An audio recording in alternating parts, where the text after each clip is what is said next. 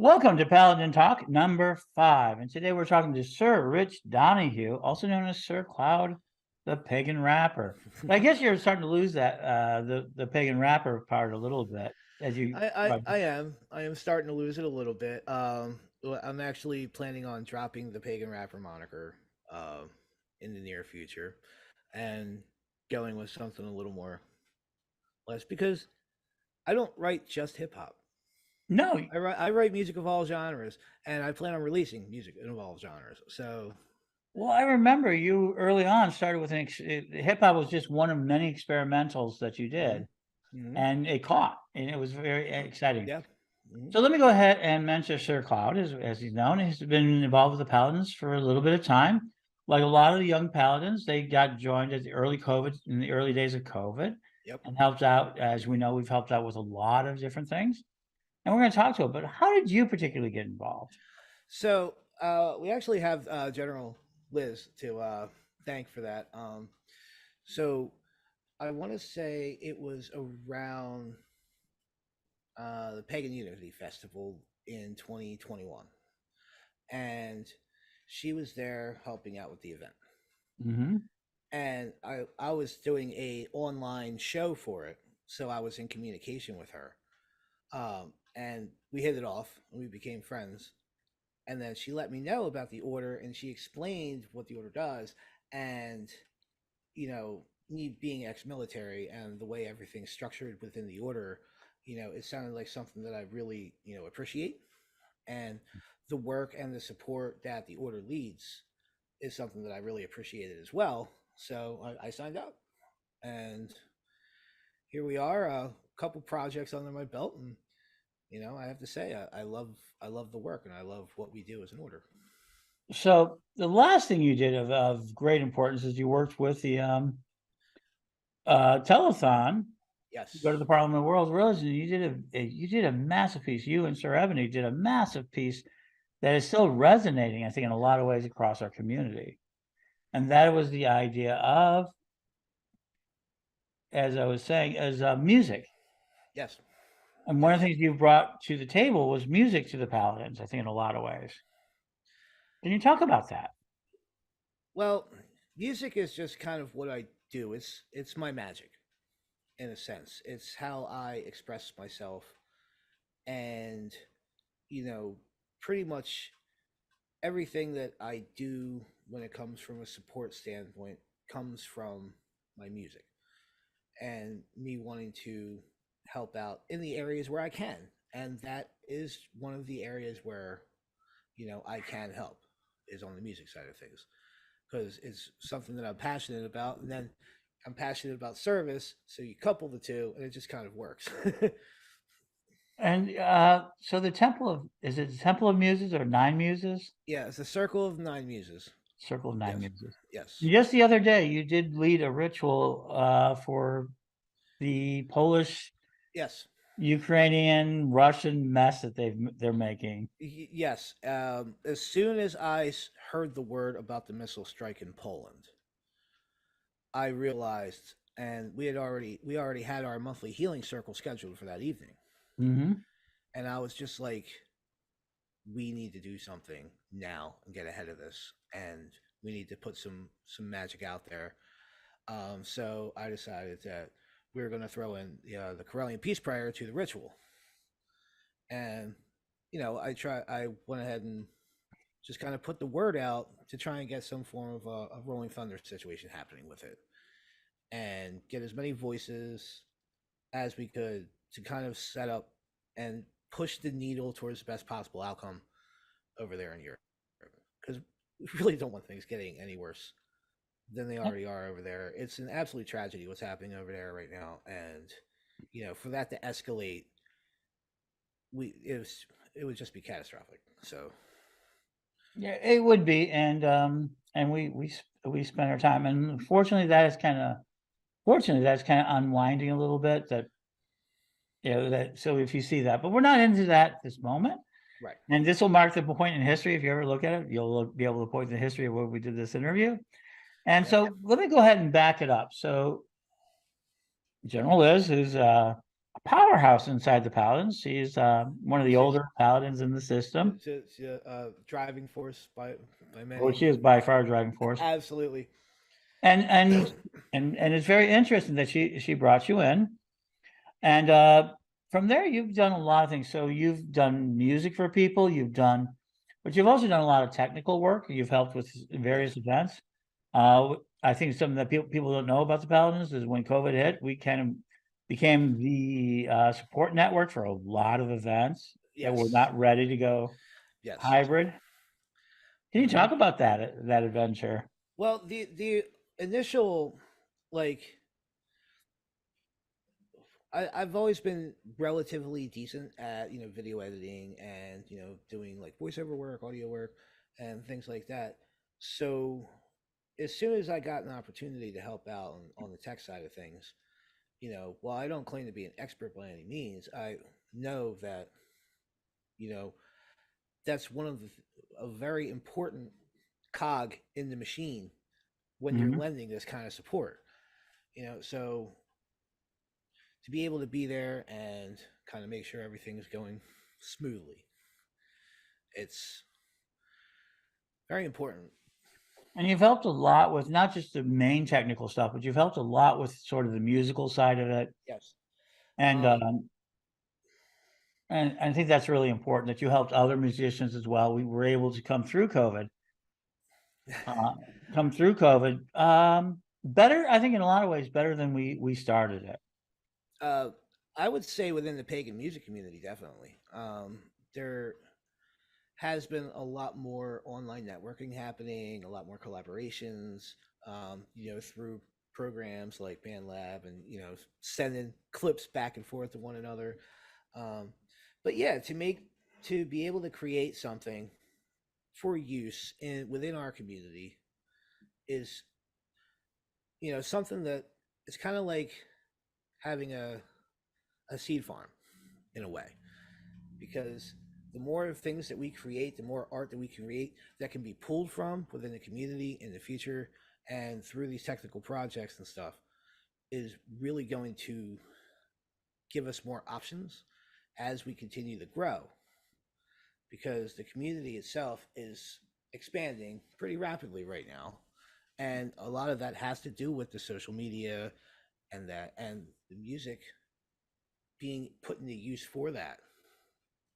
I've been you know mentioning that, like on TikTok, Witch yep. Talk is over 30 billion, Witch is over 20 billion hashtags. Yeah, it's pretty insane on TikTok. I don't follow it that much, because it's it's an ocean.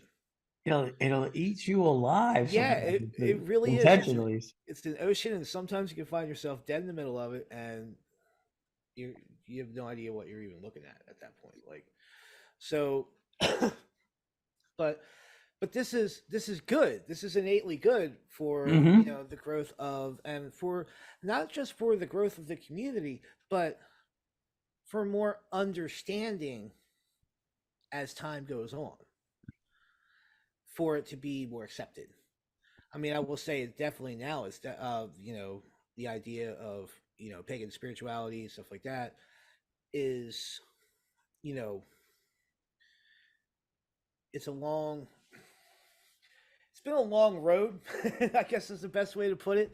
And you were at the forefront of a lot of that, Sir Ed. So I'm sure you know what I'm talking about. But back in the '90s, it wasn't as accepted as it is now, and it was even worse in the '70s.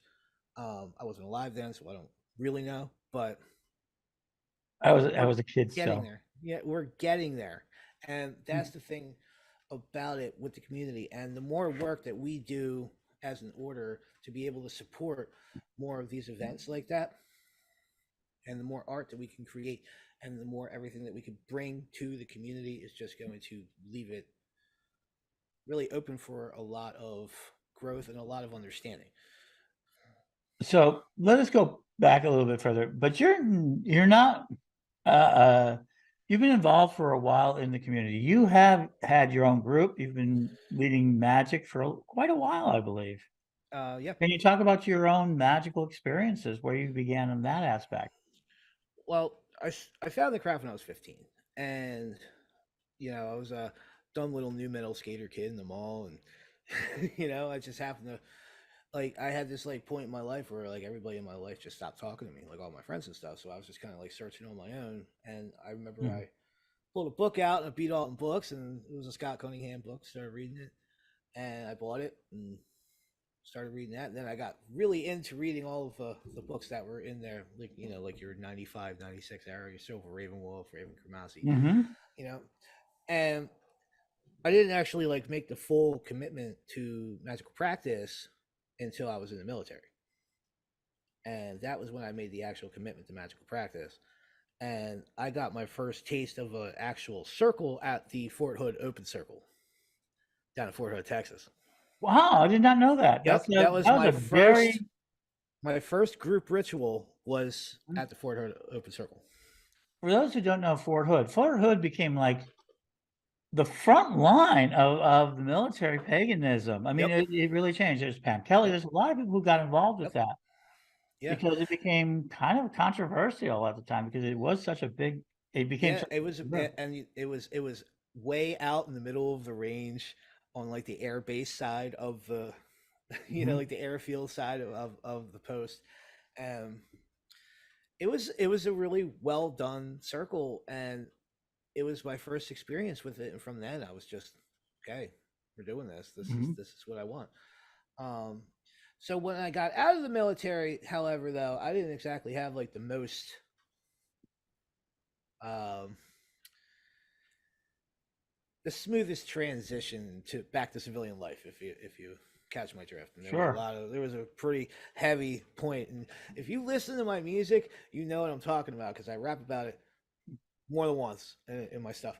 you did. But we're not going to go into all of that. But yeah, so we've recovered. We got our shit back together. Pardon my French. I'm sorry. No, And don't worry about it. This is not. We're allowed to swear on this station. okay. But yeah, so I got it together, and from then I sought out a local coven through Witch Fox, Hmm. and I found this local coven, and I did the year and a day with them and all of that, and it was good. But then that coven eventually disbanded. And Hmm. that was when, and I had just like I was the acting high priest or head of the coven at the time.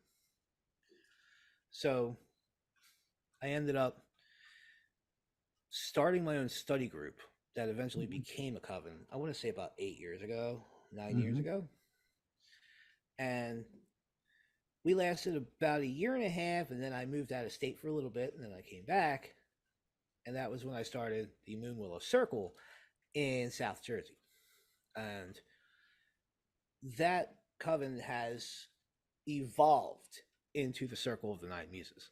And since then, I have joined the tradition, and I've gotten my first degree, and I've joined the order, and I've also joined the Order of Masai and a bunch of other orders, and I've gotten very involved with everything. And we're grateful. And I'm grateful, honestly, because I was a pretty outcasted person for a good portion of my life. And to be able to find a family where I don't have to be, you know, anything I'm not, and it's wonderful, you know, and that's why I support what we do as a group, because I believe in the philosophy behind it.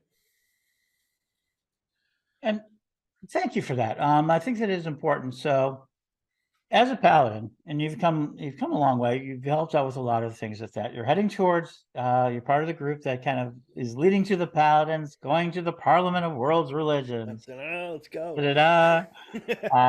The parade is. We've talked about the I'm parade. looking forward to every second that I spend at the Parliament of the World Religions. I'm very excited to be able to go, and I'm blessed to be, able to be a part of that. Honestly, Mm-hmm. um, the Parliament, and the main reason why I signed up to put in the work for the telethon, and help out on the music side of things and on the marketing side of things, You and were a very good I marketer. did I did a lot of social media marketing. I put a team together, and we were sharing posts all over the place, and eventually almost ended up in Facebook jail. But numerous threats to be thrown in Facebook jail during that time. Shadow banning. Oh yeah, a number of things. But yeah, I did that because the Parliament of the World's Religions is something that, when it happened last time it happened, I heard about it and I was just kind of like, that's really cool they're doing that, and I didn't really think about it. But then, this time around when it was brought up, I actually did the research and I'm like, you know, this is something that the world needs. Mm-hmm. Because it's a way to bridge gaps of understanding between different faiths, and so that the leadership that attends this parliament gets this understanding and sprinkles it down to the rest of the practice, their communities. You know, People sometimes don't realize that religious leaders have a tremendous impact on their local governments, their national governments, and their communities, and how they perceive other faiths and other religions. Now we see that in the United States sometimes by the extreme right, but with a lot of liberal Christians and a lot of individuals in the middle and people who are even conservative Christians that are not extremists do have this interfaith dialogue, and I think the Parliament is one of those places where we learn to speak to each other. yep, And yeah. I love the Parliament. I've been involved with it a very long time, and I think it's a very important aspect of it, of our service. And this time the Paladins are coming in, and it'll be very interesting. This is the first time Paladins, other than just a few of us, because we've really grown, will be attending it as a group. Yep. And during the telethon, so it wasn't just a telethon, it was 100 hours. And I think one thing that happened is that one was 100 hours, which nobody expected us to be able to do. Yeah. And it raised $5,200, which made it possible for a lot of people, more people to go. Yep. And we're still going to work on it. I guess there could be another one in the spring to help, finalize some of the other lasts. But one of the things I think it did, I think for the participants, because you gave away a lot of your music, you gave away Yes, I do. albums. If you don't know, and where can they find your music? Well, you can just go to Cloud Raps Wicca, all one word, at bandcamp.com. And it's All right there. right. Yeah. And so you have a lot of great music. I liked your favorite song of that guy is the original. You're an original pagan. That's my favorite. Yeah. That's I one of know my favorites too. I know it's an early one. I know you've done like witchy things and things like that. And if you ever want to, we do play a lot of the music on Pagan World TV, and we do share and as that. But you're more than just a musician in our community. You are a leader. You've been reading, inspiring. You've led not only some of the people in the music, but you've also led, like you said, a marketing team. You've led individuals. Do you see yourself? Do you see yourself evolving into a leader? Do you expect to be a high priest someday? Well, that's the plan. So, Fair I plan. mean, I plan on going, all the way to my third degree, and maintaining that space. Um, not for like cloud or anything though, because I want to be able to do more, and Hmm. you know, I dedicate a lot of my time to the work that I do, and it's because I love it. I Hmm. love the community. I love what I do. It's and I'm thankful for the opportunity to be able to do it. Really. So So hopefully later in life, I will be leading something or doing something. I mean, I'm definitely have no plans of going away anytime soon. So I can hear that. yeah, I think that I think a lot of things are changing. So I think you're one of the emerging leaders. I think there's a number of people who are. I think you're an emerging leader in the community. So let me get to one more piece. I think that's okay. important to you. That it's important to me. Now, as a paladin, you've been involved in a lot of projects, and you've taken on a lot of leadership roles within the community. Is there anything in particular that you see yourself wanting to do that you think that it is for you to do in the future? Well, I would like to, and here it's just kind of like I want to be able to do something that brings our music community together, and or makes us more self-sufficient within our own community on being able to, for distribution of music and promotions and stuff like that, That's something that I've always been pretty interested in doing, and I'm also interested in the event side of things Hmm. and putting in work for local communities, because really it starts locally. Everything starts locally, and then as the localities start to kind of web out, we can solidify our web as per se. So, I'm recently just taken on a position as the entertainment coordinator for Philadelphia Pagan Pride, and kind of putting in work on the local side of things as well, so that way, we can help grow things here at home. And the way everybody's doing that, and all their communities are doing that, especially like with the Pagan Pride Project, it is it's paramount to us becoming that self-sufficient community. And You you're know, very involved with Pagan Pride. I've noticed that you've gone to a number of them, that you like yep, Pagan Pride. yeah. I pretty much dragged my entire coven to volunteer at the South Jersey Pagan Pride, and we've been doing that probably the last 6 years. Hmm. Um, and yeah, I really, to be able to bring the local community together, and the same thing with like the large festivals, Starwood and Pagan Unity Festival, Trees of Avalon, the larger festivals as well. You know, we need that, and we need that as often as possible, so that we can Hmm. continuously get everybody together. So the more events that we hold within our communities, the better it's going to be. So that's something that I'm kind of going to start moving into in the future. I can understand that. And of course, you have to maintain your job and you're working. Yep. So, yeah, Yep. because you talk about self-sufficiency of But being a musician. not until the music starts paying the bills. But I'm a long way from that. So. Oh, you never know. It could happen fast. You never know. Spirit can provide you suddenly. I always say that, and that sort of thing. I'm very fortunate that I do believe that hard work and over a period of time you do become capable. Spirit moves into our universes with your clarity, and you Yep. have a great deal of clarity. So marketing. You know a lot about the internet, more so than most. Not everybody, but most. You're working to get music together. You're very roundabout around leadership. Um, so I'm really appreciative of that. So what is and we talked a little bit about what you want in the future, which is events and music, and I think that's all of that. What is it that Reverend Cloud is really, do you have like a motto for yourself? Do you have like something that you say for yourself? A mantra? Something my dad told me that I kind of keep is, surround yourself with good people, Mm-hmm. and that's something that, as long as you continue to surround yourself with good people, you're going to be just fine. And I think And so I make those moves to continue surrounding myself with good people and work in collaboration with others. And I think that's a great place thing. Thank you for being on Paladin Talk. Absolutely. And we'll continue these conversation with the Paladins as you get to know them. If you want to learn more, kind of just check it out. Look for us. We're a little bit of a hidden group, so when you talk a little about it, so you have to do a little work to find us. But that shows commitment. And so with that, any last thoughts before you go? Well, thank you. Thanks for having me, and blessed be everybody. Blessed be. And we'll be back with another Paladin Talk soon.